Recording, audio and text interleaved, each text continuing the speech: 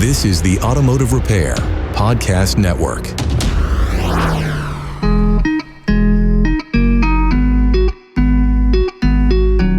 Hey everyone, welcome back to Speak Up Effective Communication, the show on the Auto Repair Podcast Network focused on elevating our communication and leadership skills.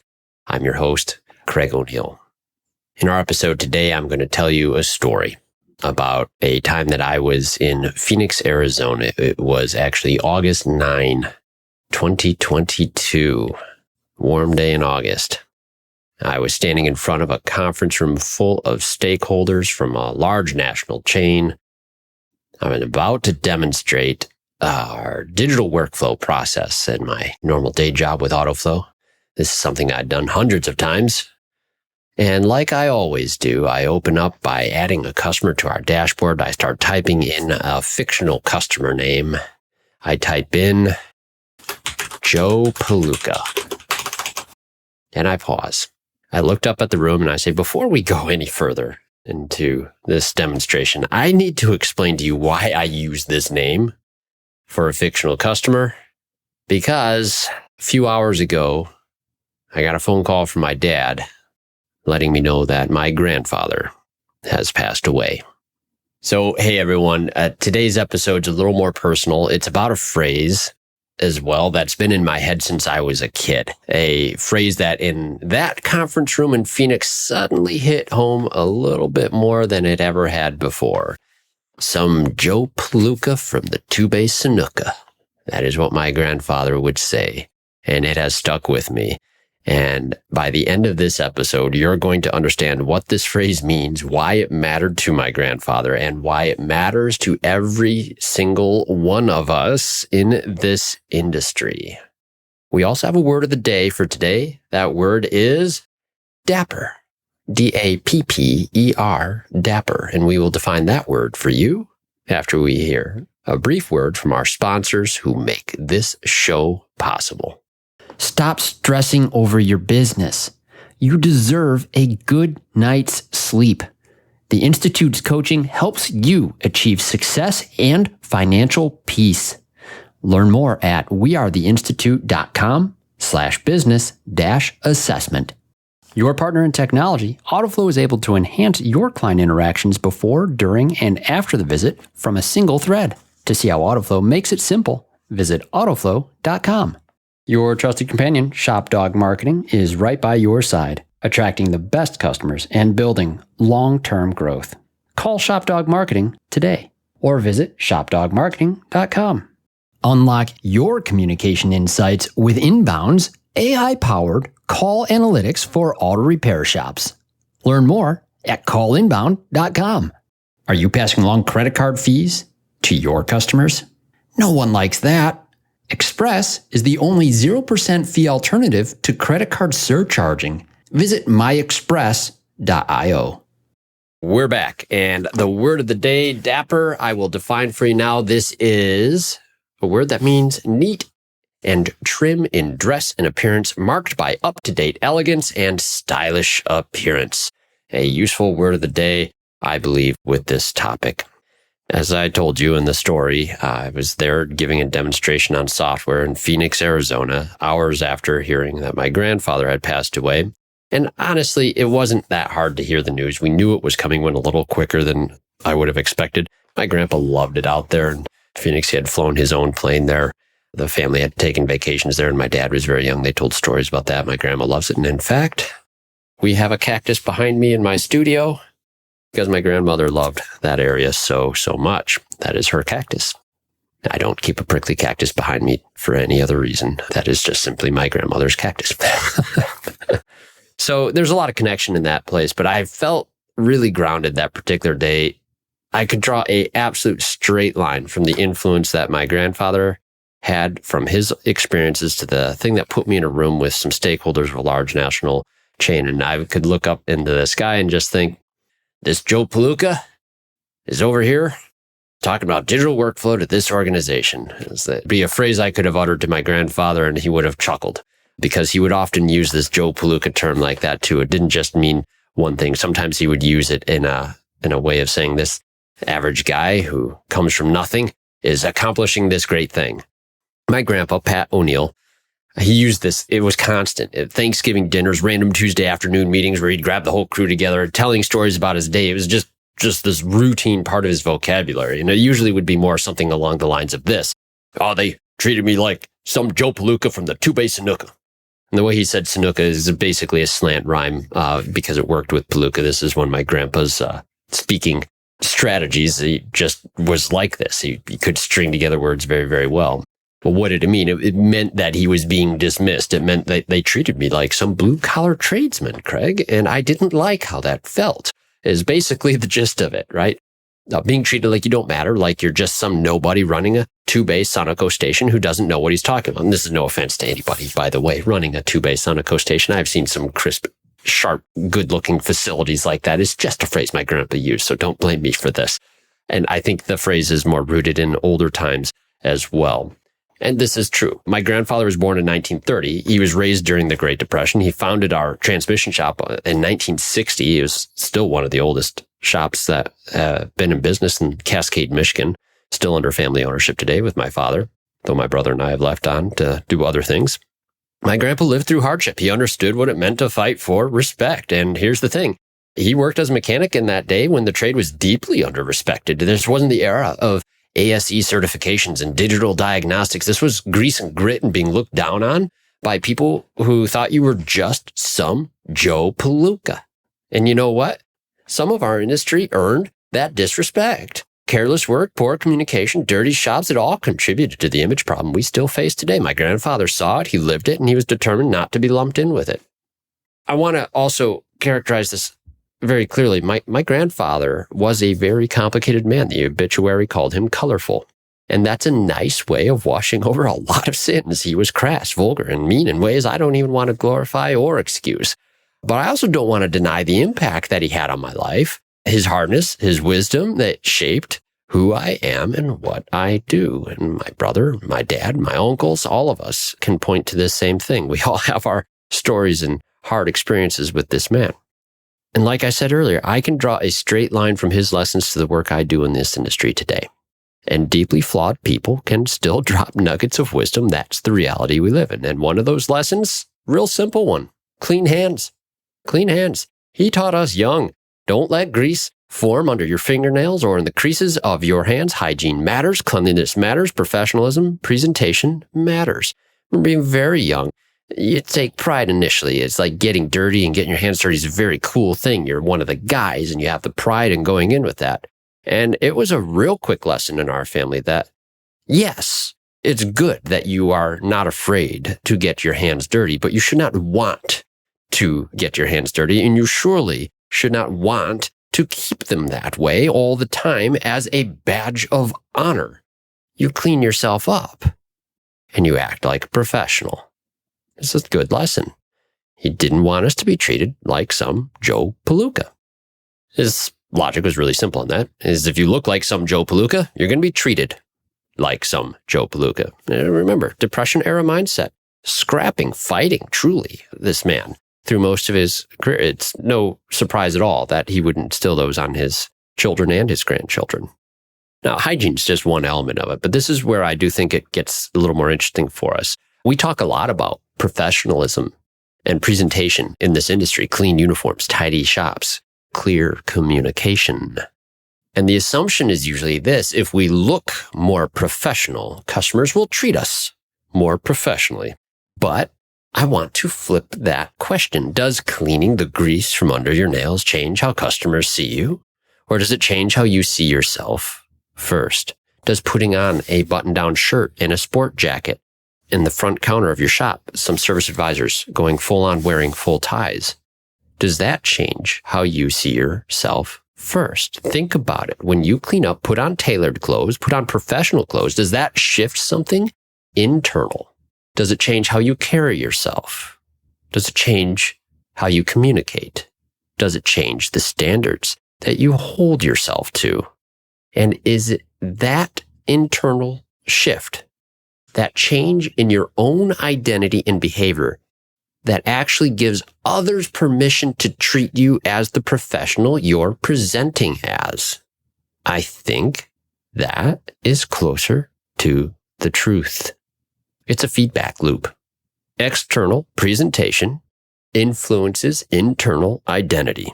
Internal identity influences behavior. Behavior influences how others respond to you. You're not performing professionalism to fool people. You're embodying it. I've probably told this story before. I often tell it when I'm teaching classes out in the world. So I'll be dressed nice, and that's not always the case of every instructor or every show. And some of the shows or training events are a little more casual than others. And I was at a conference very recently where some of the coaches were talking about how, I wish we would have this day where, just like in a medical conference, you would see all the doctors there dressed in suits and ties and anything else. And why don't we do that in our industry? I don't think there's a strong desire to. I think there's a strong desire leaning towards comfort these days. Shoot, my daughter, who has a part-time job, folks, this one just about ruined me the other night. She was telling me that, hey, found out we can wear sweatpants to work. That's okay. I said, no, it's not. I was closing up the end of my day and I said, no, it is not okay. You will not do that. I don't care if that's okay by your store's standards. This family does not go to work wearing sweatpants. We are different. You go out there, you dress nice, and you do it out of respect for the people that you're meeting with. It is not about you and your comfort in that day. This is not good. What they're telling you is not good. That policy is not good. I said, I don't care if we're going to be late for this play that we're about to go to. You're going to change before we go. She was my right out. It was a conversation, well received, quick dad lecture, not a long one. Point received. We don't do that. We do not do that. You don't want to go treated like some Joe Paluka at your part-time job either, right? Now, I always think back, and I'm pretty sure this was part of the lecture. It wasn't as short, I think, as I recall. I probably have to ask my daughter on that.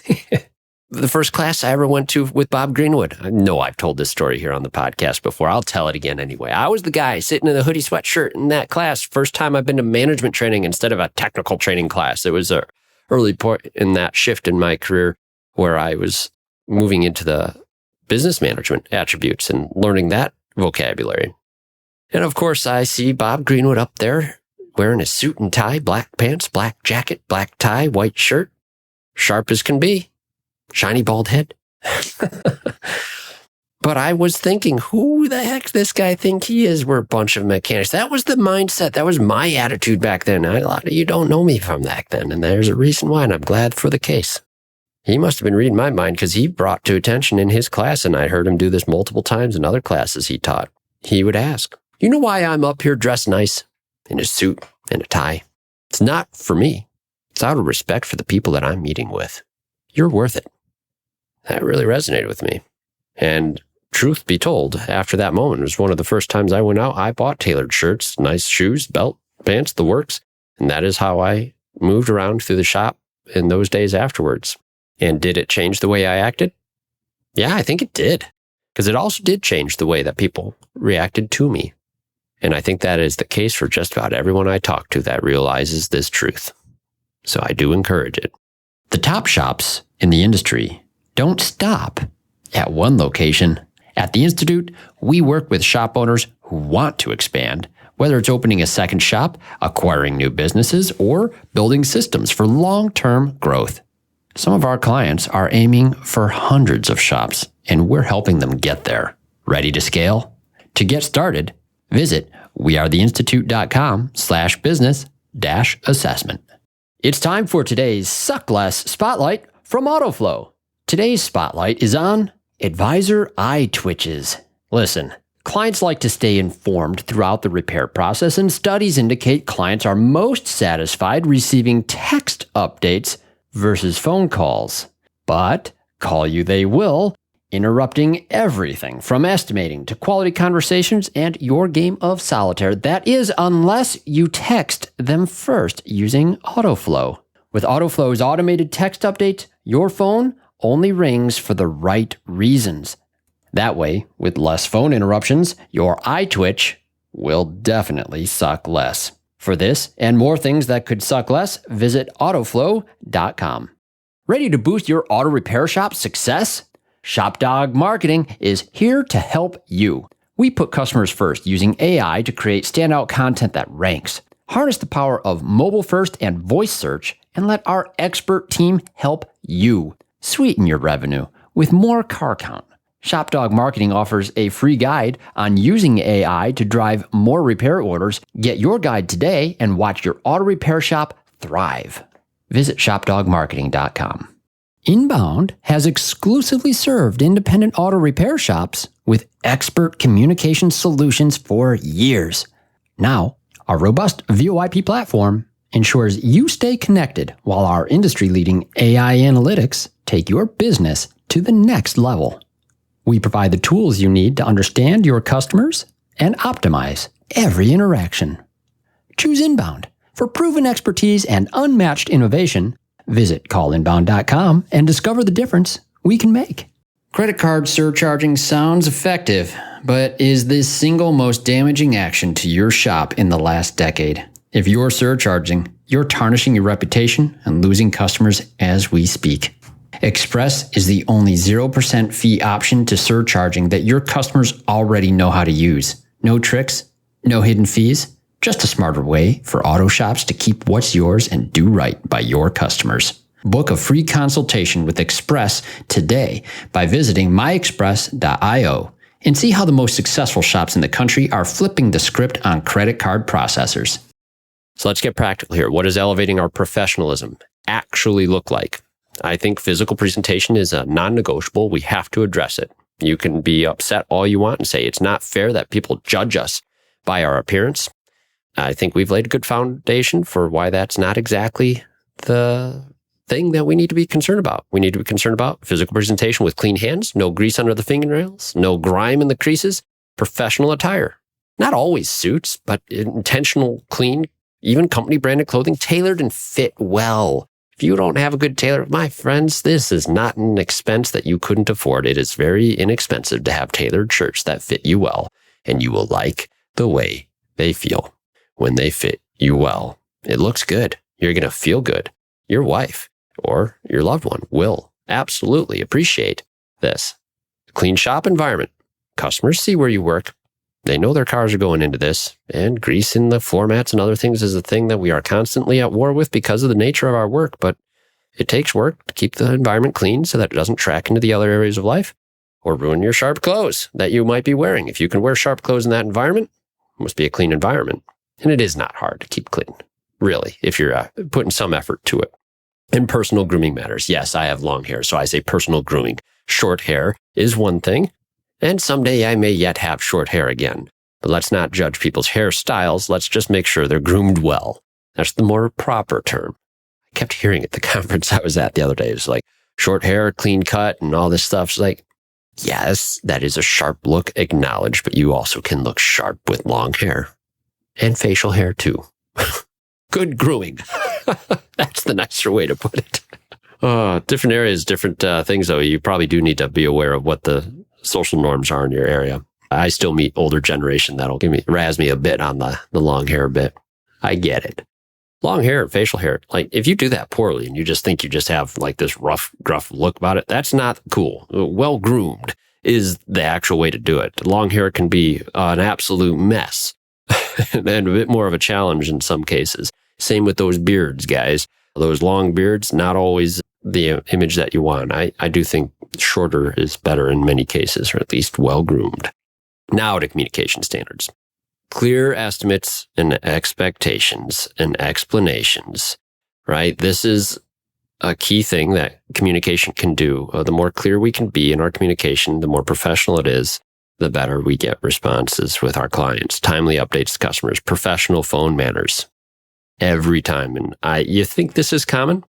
Perhaps not. Maybe someone has pointed you to this podcast and you haven't listened before, but yeah, professionalism on the phone, not actually the norm in the industry. If you make lots of phone calls, as I do, and several of my friends who are coaches, we hear a lot of things that make this a point that we have to continue to bring up. Phone skills matter. Those leads and all the money you spend trying to get that phone to ring, you need to have somebody on that phone that treats it with absolute professionalism every time. And written communication, that's literate and clear. Now, folks, AI makes this very easy today. There's literally no excuse to not have clear written communication. It takes almost no time at all in order to produce it thanks to some of the tools that are out there. And so it is even worse at this point, thanks to AI, if you allow poor written communication to continue in your environment. You absolutely need to make sure this is addressed. And then there's the ability to explain the technical work in a language your customers can understand. And again, I will say this, AI is very useful for that. You can make sure that it's accurate. I'm not saying make AI say things for you, as we discussed in many, many episodes on this podcast. I am saying it is a tool that can help you make it far more clear for other individuals than we already tried to do. That is the hard part of the job. Then we get to professional behaviors. We talked physical presentation, communication standards. Now we're just talking general behavior. Show up on time. Do what you say you'll do. Stand behind your work. Continue your education. Build out certifications for yourself and continue training. And be involved in the industry, being part of something bigger than your own bay or your own shop. And my grandfather understood this. Even with all of his flaws, he understood respect isn't given. It's earned through 1,000 small choices in how you present yourself and how you serve. He was deeply involved in his day. ASA Michigan was a big organization for us back then, and it was one of the best ones that we had to stay current with Michigan state laws, which are a little different than the rest of the country. When I was still very young, he would drag us into those meetings. It wouldn't really drag us. We were interested to go. You know why I was interested to go? Even as a very young boy, people always made an effort to make sure they shook our hand and welcomed us to those meetings. I thought that was one of the coolest things. My earliest exposure to those association meetings was one of good professionalism. And not always does that stick in the shop environment when we do it, but I at least had the example. And that's a really good example to have been exposed to. And you always got cleaned up before you went to those meetings. As long as you weren't burnt out. I was burnt out at one point, frustrated with the industry. Bob Greenwood's story I told you about being the hooded sweatshirt in that shop. I was very frustrated and near ready to leave the industry and was completely exasperated. Different perspective than even the youthful experiences that I had.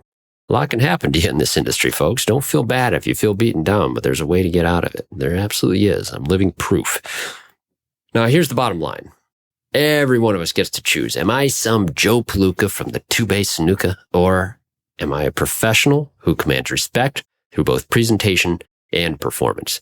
This industry's reputation starts with each of us individually. We can blame customers for not understanding what we do. We can blame old stereotypes about the greasy mechanic. We can even point fingers at the shops that give us all bad name. Or we can clean our hands, tighten up our communication, and show up like the professionals we are. Not for us, for them. Because when you see yourself as a professional, when you embody that identity, that's when others will see it too. Now, this conversation is going to continue, and I am going to do additional episodes of things my grandfather said, because there are a lot more phrases that I can absolutely use that just are ringing in my head all the time. Some of them I can't actually repeat, but some of them I absolutely can. And I'll have to get my brother back on here and work through some of them with us. And there are some relatively tame comical ones too. So either way, in an upcoming episode, I want to get Carm Capriato on this as a guest on this show, even though he's the boss man of the podcast network here. We're going to dig into that. His talk, his keynote speech, The Rise. And this is going to deal with the term specialist in our industry. And one thing I love is that term, just mechanic, not just technician, but specialist. And I think that it's not just semantics. Language does matter in this area. And here's the question we're going to explore. Does changing what we call ourselves change how customers see us? Or does it first change how we see ourselves, our standards, our communication, our confidence? I think that internal shift is what actually earns the respect we're after. So stay tuned for that conversation. Thanks for listening. So yes, today's word of the day was dapper, and I hope that is exactly what you will dress as and speak to your team as when you see them dressed nice as well. Say, hey, walk in there and say to whoever you're talking to, you look very dapper today. They may have to look it up, but you know what it means now. So if you have something to add here today, something you're curious about, if there's any phrases you've heard from my grandfather that maybe I need to hear about, I don't know, some of you are out there. I know you are. Email me here, speakup@craigo'neil.net. We appreciate hearing from you on anything that helps, suggestions on topics you'd like to hear us discuss on the show that will help you on your communication journey, or anything you want to speak up about yourself. And please remember, listen up to the other shows on the Auto Repair Podcast Network: Remarkable Results Radio with Carm Capriato, Diagnosing the Aftermarket A through Z with Matt Fonslow, Business by the Numbers with Hunt Demarest, the Auto Repair Marketing Podcast with Brian and Kim Walker, and the Weekly Blitz with Coach Chris Cotton. And once again, thank you to our sponsors at the Institute, AutoFlow, ShopDog Marketing, Inbound, and Express. Really appreciate your ongoing support for our mission here, elevating our speaking and leadership skills here in the auto repair industry. And thank you, all my friends, for joining us. Remember, don't just be some Joe Paluka out there. Listen up, speak up, dress up. You've been listening to Speak Up, Effective Communication with Craig O'Neill on the Automotive Repair Podcast Network. Download our exclusive podcast app at automotiverepairpodcastnetwork.com, because the best conversations in the industry start here. Check the show notes for Craig's YouTube channel and email. Let him know what topics you'd like him to speak up about. Yeah.